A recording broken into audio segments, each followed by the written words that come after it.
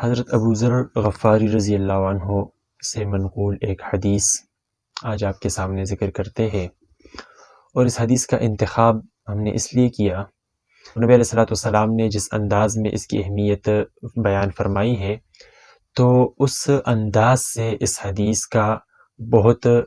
اہم ہونا معلوم ہوتا ہے۔ وہ اہمیت کس انداز سے ہے کہ روایت میں آتا ہے، حضرت ابو ذر غفاری رضی اللہ عنہ فرماتے ہیں کہ آپ صلی اللہ علیہ وسلم نے مجھے مخاطب کرتے ہوئے فرمایا، حضرت ابو ذر غفاری رضی اللہ عنہ فرماتے کہ اے ابو ذر، میں تجھے کچھ نصیحتیں کرتا ہوں، تم ان نصیحتوں کو توجہ سے سنو، یاد رکھو، اس میں غور کرو اور اس کو عمل میں لانے کی کوشش کرو۔ پہلے دن نبی علیہ السلام نے اتنا ہی فرمایا اور خاموش ہو گئے۔ دوسرے دن پھر نبی علیہ السلام نے فرمایا کہ اے ابو ذر، میں تمہیں کچھ نصیحتیں کرنا چاہتا ہوں، ان نصیحتوں کو تم غور سے اور توجہ سے سنو، اس کو یاد کرو اور اس کو عمل میں لانے کی کوشش کرو۔ پھر نبی علیہ السلام خاموش ہو گئے۔ 6 روز تک نبی علیہ السلام نے اسی انداز میں یہ اہمیت اس حدیث کی اور ان 5 نصیحتوں کی اہمیت حضرت ابو ذر غفاری رضی اللہ عنہ کو فرمائی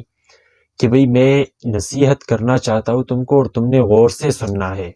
اور اس کو اپنے عمل میں لانا ہے، اس کی کوشش کرنی ہے کہ آپ اس پر عمل کرو۔ اور 6 دن گزر جانے کے بعد 7ویں دن نبی علیہ السلام نے یہ نصیحتیں مجھے ارشاد فرمائی۔ ابو ذر غفاری رضی اللہ عنہ کا قول ہے،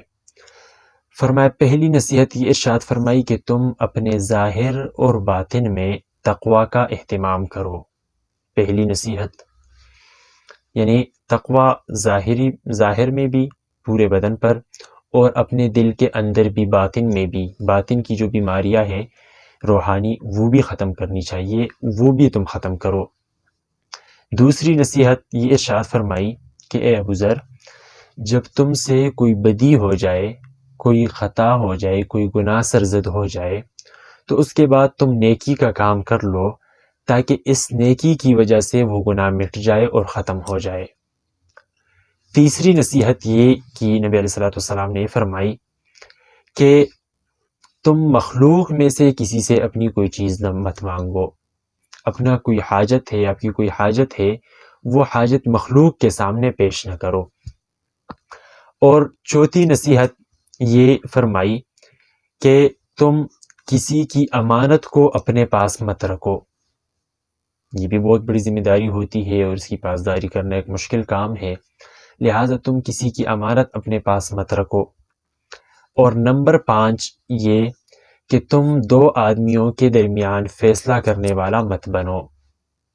یعنی جو آخری 2 باتیں ہیں، اگر کوئی بندہ امانت اپنے پاس رکھ لے اور اس کو صحیح پاسداری کرتے ہوئے پھر امانت اس رکھنے والے کو واپس کر دے، تو یہ تو ایک بہت عظیم الشان کام ہے، لیکن یہ خطرے والا کام بھی بہت زیادہ ہے، کیونکہ دوسرے حدیث میں منافق کی نشانی یہ بتائی گئی ہے کہ وہ امانت میں خیانت کرنے والا ہوتا ہے۔ تو امانت اپنے پاس رکھنے سے ہی گریز کرنی چاہیے تاکہ بندہ اس گناہ سے، اس میں خیانت والے گناہ سے بچ جائے، کیونکہ یہ پھر گناہ بہت بڑا ہے۔ اسی طرح 2 آدمیوں کے درمیان فیصلہ کرنے والا، فضول میں مطلب یہ ہے کہ کسی کے فیصلے کو اپنی طرف لانا کہ بھئی میں فیصلہ کرتا ہوں، یہ درست بات نہیں، یہ غلط بات ہے۔ اگر کوئی فیصل مقرر ہو جائے پھر تو اس کو حق والا فیصلہ کرنا چاہیے اور اس پر اللہ کی طرف سے اجر بھی ملتا ہے،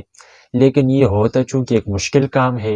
اور اس میں اونچ نیچ ہو جانے کا خطرہ ہے، تو پھر اس کا گناہ بھی بہت بڑا ہے۔ اس وجہ سے نبی علیہ السلام نے فرمایا کہ تم 2 بندوں کے درمیان فیصلہ کرنے والا مت بنو۔ یہ 5 جامع نصیحتیں ہیں، اور آپ صلی اللہ علیہ وسلم کے انداز بیان سے پتہ چلتا ہے کہ یہ دین کی بنیاد ہے، تو اس کو اپنے عمل میں لانا چاہیے۔ حضرت ابو ذر غفاری رضی اللہ عنہ کو اس کے علاوہ اور بھی کچھ نصیحتیں الگ الگ انداز میں، جیسے کہ ترمذی کی شریف کی روایت ہے مشہور، اور بھی روایتوں میں آتا ہے، تو یہ ایک خاص قسم کے روایت کا انتخاب ہم نے کیا کہ اس میں نبی علیہ السلام نے اتنی اہمیت اجاگر فرمائی ہے ان 5 نصیحتوں کی۔ اللہ جل شانہ عمل کرنے کی توفیق نصیب فرمائے۔